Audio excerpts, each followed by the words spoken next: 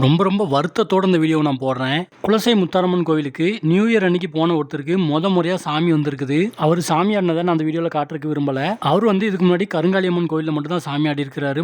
முறையா குலசை முத்தாரம்மன் கோயிலில் சாமி ஆடினதுனால அவருக்கு ரொம்ப ஆக்ரோஷமா சாமி வந்திருக்குது. விடாம ரொம்ப ஆக்ரோஷமா ரொம்ப நேரமா சாமி ஆடிட்டே இருந்திருக்கிறாரு. அதை வந்து அங்கே போன யூடியூபர் ஒருத்தர் வீடியோவா எடுத்து போட்டிருக்கிறாரு. அவர் சாமி ஆடின விதமே ரொம்ப வித்தியாசமா இருந்திருக்குது. அவர் சாமி ஆடின அந்த வீடியோவில் என்னெல்லாம் கமெண்ட் பண்ணியிருக்காங்கன்னு பாருங்க. முத்தாரம்மன் பாவம்னு சொல்லி ஒருத்தர் கமெண்ட் பண்ணியிருக்காரு. இதெல்லாம் என்ன வார்த்தை, இதெல்லாம் எப்படி கமெண்ட் பண்ணுறாங்கன்னு எனக்கு சத்தியமாக புரியவே இல்லை. போய் சாமி ஆடுறான், சீனை போடுறான் அப்படிங்கிற மாதிரி நிறைய நெகட்டிவ் கமெண்ட் தொடர்ந்து வந்துகிட்டே இருந்தது அந்த வீடியோவில் சாமி ஆடினவர் வந்து என்ன காண்டாக்ட் பண்ணி ரொம்ப ஃபீல் பண்ணி அழுதுகிட்டே பேசுகிறாரு. அண்ணா என்ன இந்த மாதிரி வீடியோ எடுத்து போட்டுட்டாங்கன்னா எல்லாருமே என்ன ஊர்லலாம் ரொம்ப தப்பாக பேசுகிறாங்க, வீட்டில் சூசைட் பண்ணிடுவேன்லாம் சொல்லி ரொம்ப அழுகுறாங்க அப்படின்னு சொல்லி இது வந்து ரொம்ப பெரிய இஷ்யூ ஆயிருக்குது அவரோட ஃபேமிலியில். அந்த வீடியோ போட்டவங்க அவங்களோட காண்டாக்ட் நம்பர் எதுலையுமே கொடுக்கவே இல்லை. அவரால் அவங்கள வந்து காண்டாக்ட் பண்ணவே முடியலை.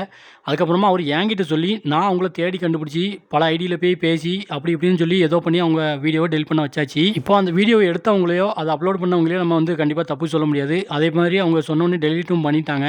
இதில் முக்கியமான அக்யூஸ்ட் யாருன்னா அந்த கமெண்ட் பண்ணுறாங்க பார்த்தீங்களா, அவங்க எல்லாருமே கிரிமினல்ஸ் தான். நெகட்டிவ் கமெண்ட் பண்ணி ஒருத்தரை ரொம்ப மன உளைச்சலுக்கு ஆளாக்கி, அதுவும் சாமியெல்லாம் பொய்ன்னு சொல்லி, ஏன்னா அவர் வந்து முறையாக அவரை அறியாமல் தன்னை அறியாமல் சாமி ஆடின ஒருத்தரை போய் நீ சீனை போடுறான் இவன், அது போக வந்து கள்ளச்சாமி ஆடுறான், இந்த மாதிரியான வார்த்தைகள்லாம் வந்து சொல்கிறது ரொம்ப ரொம்ப தப்பான ஒரு விஷயம். ஒருத்தங்களே ஈஸியாக நம்மளால் கமெண்ட்டில் திட்டிட முடியும், அவங்கள கேவலமாக பேசிட முடியும். ஆனால் அவங்களோட சூழ்நிலை என்ன அப்படிங்கிறது நமக்கு தெரியவே தெரியாது. அவங்க யாருன்னு நமக்கு தெரியாது.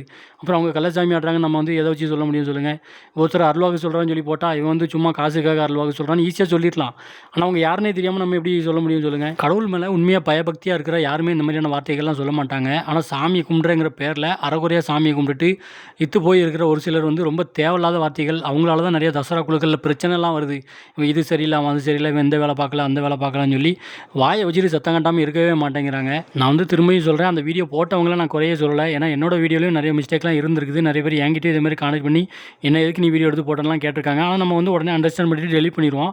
ஆனால் கொஞ்சம் அவங்கள கான்டெக்ட் பண்ணுற மாதிரி ஒரு ஆப்ஷன் கொடுத்துருந்தாங்கன்னா கொஞ்சம் ஈஸியாக இருந்திருக்கும். ஆனால் இந்த கமெண்ட் பண்ணுறவங்க மட்டும் தயவு செஞ்சு திருந்தி தொலைங்கடா நாய்ங்களா.